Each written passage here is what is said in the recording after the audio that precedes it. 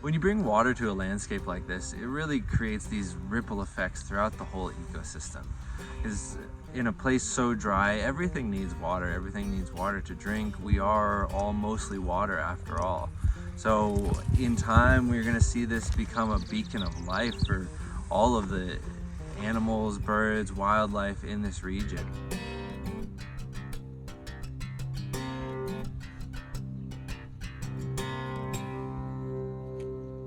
Good morning, I'm Weiss. I'm Neary. And we both work for Elemental Ecosystems. And what Elemental Ecosystems does, we really try and harmonize people's relationship with their land. So it can take many different forms, but it's always looking at the natural characteristics of the landscape, what abilities and tendencies it has, and the goals of the people living on that landscape, and how to best align those two things. Super honored, really, to get a chance to work with Zach and Megan and permaculture gurus doing this earthworks, waterworks all over the world, and to come to Pony, Montana and work on this tiny little pond. This pond is something that started about 25 years ago. Had moved my driveway so it came up through the gully and made the start of a dam there. And then I did a trade with my neighbor that he needed some topsoil.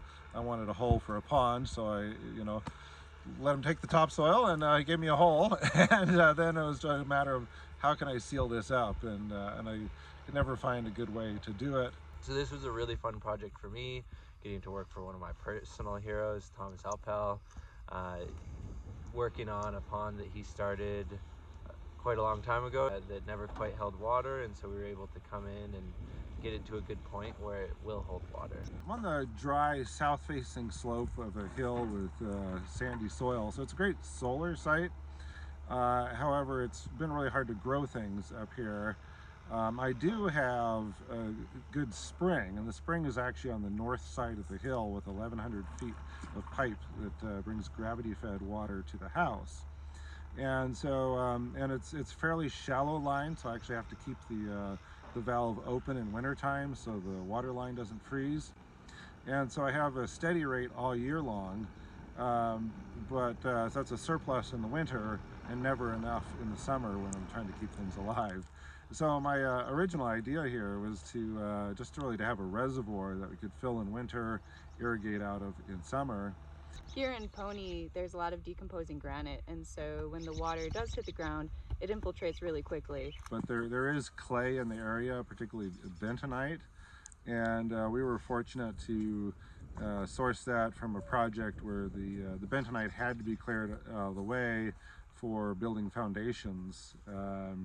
And so there was just a large waste pile of bentonite that got basically for the price of trucking it here from about 30 miles away. We trucked in some local clay and compacted that at the bottom of the pond so that it holds water. The clay came in very dry, so we had to hydrate it to the right level. When clay's too dry, it won't take a compaction. When it's too wet, it won't compact either. So there's this nice happy medium where you can grab it and it makes a nice ball in your hand, but it's not goopy or runny. So we spent almost the whole day just hydrating the clay, mixing it and stirring it, adding water, getting it to that consistency.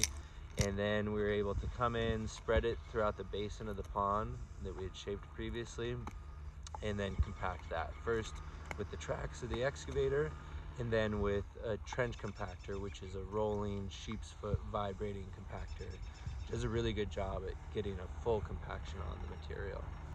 So once we finished building the terraces, the pathways on the side of the pond, we topped it with topsoil, and there's actually quite a bit of really nice soil to the right-hand side of the pre-existing pond, and so we spread that all along the terrace, which we're hoping is going to create really good germination rates. We had made the shelves around the benches of the pond so that you can easily walk around, and it gives it a much nicer feel and stability. Also good zones for plants as well. Another thing that we did here is we used a bunch of stone which is available close by to make different features. So in one case we made a stairway down into the water, in another case a set of stairs up around the embankment. The bigger rocks here were actually left over from a mining operation up here. They drove off, left a big unreclaimed mess. And so we picked up a few nice rocks and repurposed them into stairs and a little habitat in the water. And really couldn't have asked for nicer, nicer, flatter, big rocks. And then at the end, because we're working with this bentonitic clay that seems quite dispersive in the sense of it gets loose and disperses into the water, so we capped it all with a nice layer of river cobble. And the rock was kind of a last minute thing that we didn't really know where this was going to come from. But the same supplier was sifting out some material and had all the rock again as a waste product, and so we were able to repurpose that into the pond, and really turned out beautiful. So that rock cap, it's going to protect the clay from drying out too much in the sun, which is going to be a benefit when the levels are lower. It also gives a much more pleasant interaction experience. One, so that if you're coming and going from the pond, it's not a mucky mess. The pond water isn't going to be full of that clay and really more of a muddy, poor quality. And then also prevents particularly the clay on the sides of the pond from dispersing into the water and just settling at the bottom of the pond. So once we finish the shaping and everything, including putting the rock down in the center of the pond, we then mulched it with wood chip, local wood chip, and then threw some seed down. I know not all of the clients get out and work on the projects, but I didn't want to let them have all the fun, and so I was out there really the whole time, just couldn't get away from it. It was really fun to participate in it. So it was really crazy, but just 4 days after finishing work on the pond, we got hit by this massive snowstorm that dropped 3 feet of snow here. In 30 years, I have never seen that much snow in one storm here, but wow, it was amazing, and it helped to give a good start towards filling up the pond. Seeing this pond come together, it's much more exciting than I had imagined, more exciting than just a reservoir, and really starting to view it as habitat, and it's like, oh, wouldn't it be nice to have a living pond. Also important is we created some habitat features with this stone. So stone has a really good diffusivity of heat. So water is this great collector of heat, but its rate of change happens very slowly. Stone happens a lot more quickly. So we set some stones that will stick out part of the way from the water, but go into the water as well, that basically will act like solar conductors. They're taking that sun's heat, heating up a small water area around it, and you'll usually find that's where all the tadpoles will be hanging out, or the freshwater shrimp, or things really adhere to those microclimates that were created with that. So these stone features, they add to the aesthetic and interaction of the pond, but they also really do a functional benefit of this solar collection and bringing that heat into the pond more quickly.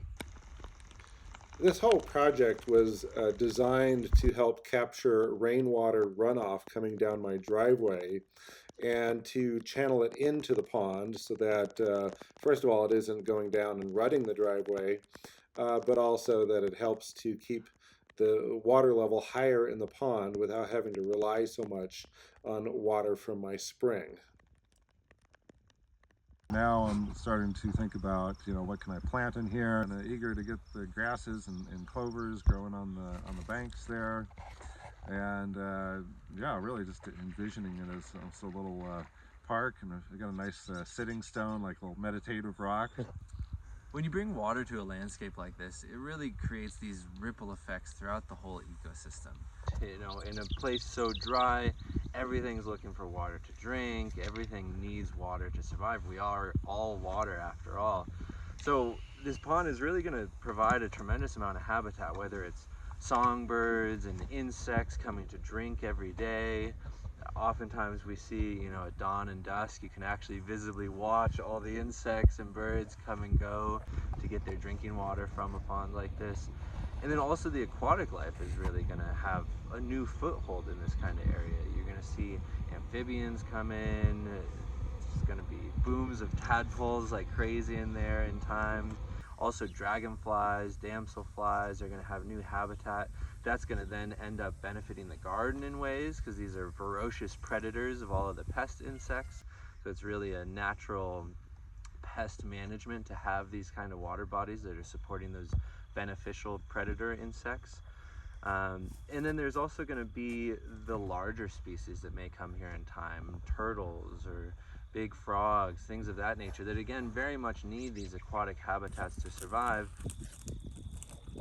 Then as it's really come together and become such a beautiful pond, I'm really starting to envision it as habitat.